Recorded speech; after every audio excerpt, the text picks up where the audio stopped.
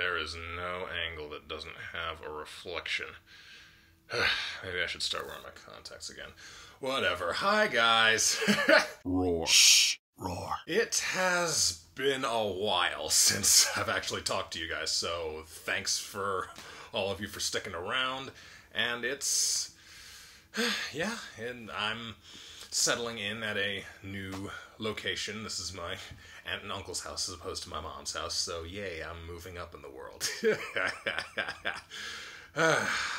Yeah, millennial problems, what can I tell you?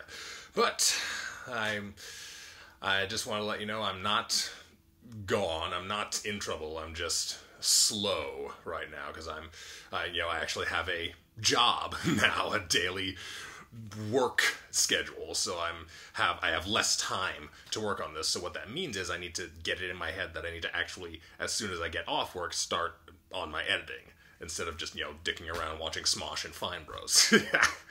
But I'm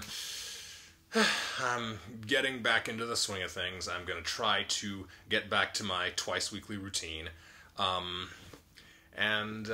yeah, it's.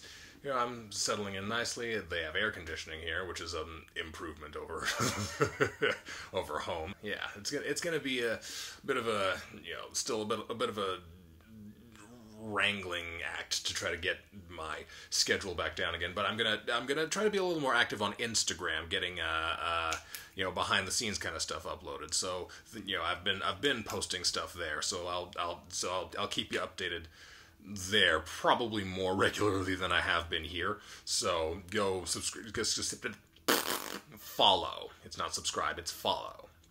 Can you tell I haven't done this in a minute? Anyway, it's gonna be a short one today. I'll just talk about a couple of comments you guys left. First, from the Tiny Guava Unbasketing.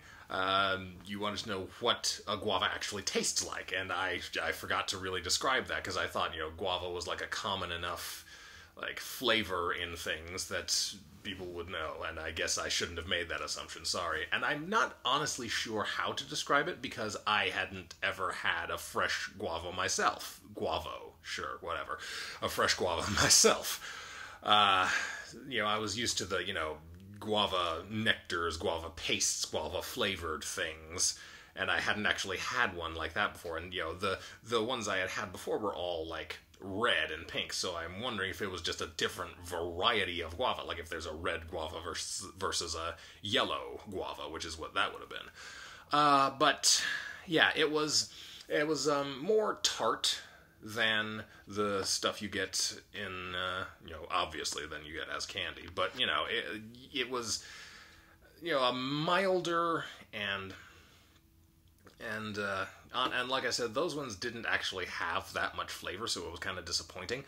But they were still good. And like I said, I'm really bad at describing what flavors are like, which is probably a bad thing for somebody who's running a cooking channel. But, it is itself. I don't really know what to tell you. If I can tell you something is salty or sweet or bitter or savory or tastes like something else, but if it doesn't particularly taste like something else, I don't know where to go. I don't know what to say about it. That's something I'm going to be working on, I guess, as this continues. Next, you also said that you were going to miss seeing Maisie in the videos, and yes, I'm going to miss seeing Maisie too. But to give you one last dose, the Chili episode, which that comment is from, we made it for this, I think I told you, we made it for this annual party that we always have. And in setting up for that party, we also had to clean off all our lawn chairs, which, it's always fun. Whenever we go out watering flowers or cleaning things off, we always let Maisie jump around in the hose. She loves to just hop around and bite at the water. And which is kind of weird, because we've taken her to the beach before, and she can't stand the water there. She loves the sand, loves the people, loves the other dogs, wants nothing to do with the ocean. But when it's coming out of the hose, she's all about it. So, you know, it's a fun way to sort of get some of her energy out and give her a sort of semi-bath. And, you know, it's you know, we kind of waste a little more water than we should doing that, but it's totally worth it. And, you know, hey, the drought is technically over now, so I don't have to be too guilty about it. And also said that you hadn't had a double beef chili before, which is basically what this is. It's ground beef and stew beef, which is, yeah, it's not a typical thing. You'll usually have beef and beans of one variety or another. You know, ground beef with beans, or chunks of beef with beans, or just chunks of beef. Or yeah, you don't usually see. It hadn't really occurred to me before you mentioned that you don't usually see both ground and chunk beef in the same recipe. Chunk beef. That's an interesting way to put it. If you want it to sound as unappetizing as possible, call it chunk beef. But yeah, that's not a usual thing. That recipe originally came out of some magazine years and years ago. And, you know, we've been making it ever since. And I put a slight twist on it when I get my hands on it. Like, the recipe it came from didn't call for putting the flour in, or putting the salt and pepper in the flour when you make the stew beef. That's the term I meant to use before. I keep sticking my tongue out. How do I do that? It's, you know, fun if you're a fan of consuming flesh. Next up, you guys seem to be enjoying my The Fuck's That series so far, so thank you. I like trying out new stuff, and I've been having a lot of fun putting those together. It takes a little bit to gather all the images to go along with it, because it's like, okay, what can I use here? What can I use there? And, you know, I came up with the so and hey puns very early on. Those were easy, but, you know, it's just... Yeah, it's just something different, something that doesn't involve, I guess something that doesn't involve as much of me, because I don't want to focus on me, I want to focus on just what you want to see. So if there's something you want to know about, tell me. I want to keep making these. And finally, talking about the chai coffee. You can pronounce it chai or kaifi, whichever way you want to do it. You know, it's just chai coffee. You can call it chai or kaifi, whatever. Stop sticking your tongue out. But yeah, it's a lot of fun to make, and it smells great, it tastes great, and you can, if you make it just right and you like black coffee, you don't necessarily need sugar in it. I personally do need sugar in it, because I can't stand black coffee. But, you know, whichever way you like to do it, that's how you do it. Like I said at the end, fix it up however you like it. Though, if you are going to do it that way, you do need to be very, very subtle with the spices, especially the clove. The clove is...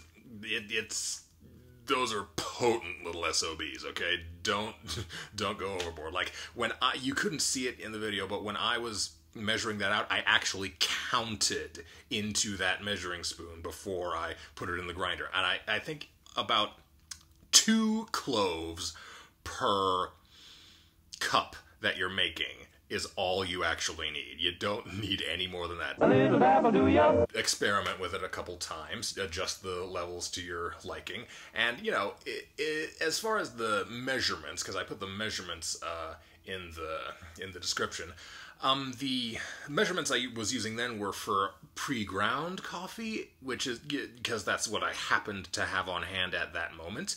But I do usually use whole bean coffee, so if that's what you use too, I would say 4 tablespoons of beans would equal about 2 or 3 tablespoons of ground. So again, you figure that out, adjust to your level, but yeah, about 4 tablespoons of beans rather than 3 will about do you for each round. And I do recommend using the whole spices rather than the store-bought ground spices, because they tend to be very, very fine when you get them from the store, which can slip through the filter in your coffee machine and make the end result kind of grainy. Especially cinnamon. Cinnamon is especially bad in that regard, which is why I learned to put the sticks in the pot instead of in the grinder. I've experimented with that a little bit myself. And so if you don't happen to have cardamom pods or whole cloves. The whole cloves are pretty easy to find. But anyway, if you don't happen to have them on hand, you can use the pre-ground stuff. But in that case, don't put it in the grinder, because that, again, will make it even finer. So if you have, if all you have is the already ground stuff, then measure the coffee into the cup, then then put the spices, ground spices, into the filter, and that's how you do it. Don't put the powdered stuff into the grinder again.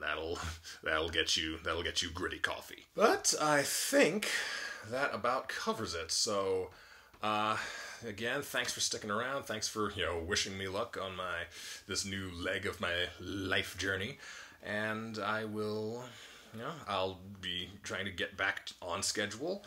And, turns out this wasn't actually that short. So, I always say it's going to be short, and it never actually ends up being short. I need to just stop saying that. But anyway, thanks as always for watching, guys. Go down into the comments to ask your questions and leave suggestions. Follow me on Facebook, Sabertooth Chef. Follow me on Twitter and Instagram, Saber_Tooth. You know how YouTube works. Please do all of the things, and I'll see you in the kitchen.